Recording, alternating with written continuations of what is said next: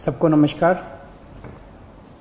जैसा हम देख रहे हैं देश भर में कोरोना का बहुत ज़बरदस्त कहर छाया हुआ है और इस कोरोना काल में जो सबको लग रहा है कि समाधान इसका एक ही है, वो है वैक्सीन।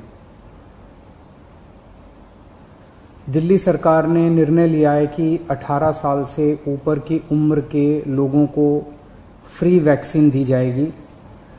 हम कोशिश करेंगे कि इसको जल्द से जल्द और बड़े स्तर के ऊपर कैसे लोगों को वैक्सीन किया जाए, इसका पूरा प्लान तैयार किया जा रहा है।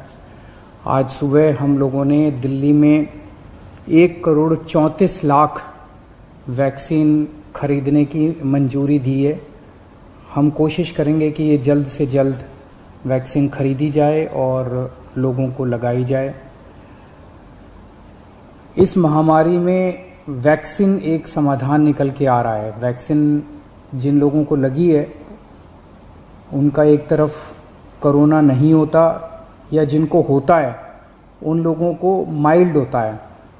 उनमें से अधिकतर लोगों को अस्पताल की ज़रूरत नहीं होती, और अगर अस्पताल की ज़रूरत पड़े भी तो उनकी बीमारी सीरियस नहीं होती, ऐसा देखने में आया है। तो कोरोना एक तरह से अगर वैक्सीन सबको लग जाए तो कोरोना एक ऑर्डिनरी बीमारी की तरह हो जाएगी। अगर होगी भी तो ठीक हो जाएगी। इंग्लैंड में, यूनाइटेड किंगडम में अभी कुछ महीने पहले तक कोरोना का इतनी ही ज़बरदस्त कहर था जैसे भारत के अंदर है, और वहाँ उन्होंने वैक्सीन बहुत बड़े स्तर के ऊपर अपने लोगों को लगाई।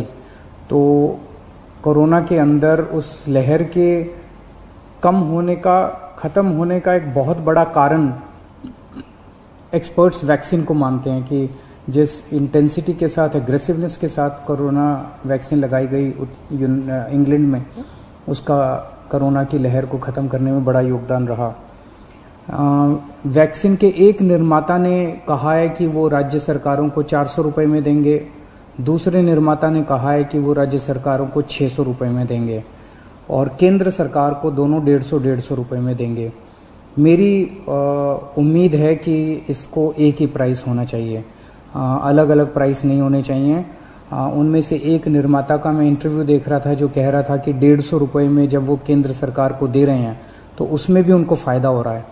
तो अगर 150 रुपये में भी उनको फ़ायदा है, उसमें नुकसान नहीं है, तो 400 रुपये में और 600 रुपये में तो बहुत ज़्यादा फ़ायदा है। ये समय ऐसा है जो कि इंसानियत को मदद करने का समय है। ये समय ऐसा है जो प्रॉफिट कमाने का समय नहीं है। देश भर के अंदर केंद्र सरकार ने कई दवाइयों के प्राइसेस के ऊपर कैप लगाए। अलग अलग राज्य सरकारों ने हॉस्पिटल्स के प्राइसेस के ऊपर कैप लगाए कि अस्पताल जो हैं इससे ज़्यादा नहीं ले सकते दाम, इस चीज़ के इतने लेंगे, इस चीज़ के इतने लेंगे। ऐसे समय में जब सारा देश मिलके कोरोना की लड़ाई लड़ रहा है, मैं समझता हूँ एक तरफ मैं वैक्सीन मैन्युफैक्चरर्स से अपील करता हूँ कि एक तरफ वो खुद भी इस प्राइस को खुद ब खुद 150 रुपये पे ले आएंगे। पूरी ज़िंदगी पड़ी है प्रॉफिट कमाने के लिए। ये टाइम कोरोना जब महामारी इतने बड़े स्तर पे फैली हुई है, लोगों से ये प्रॉफिट कमाने का टाइम नहीं है।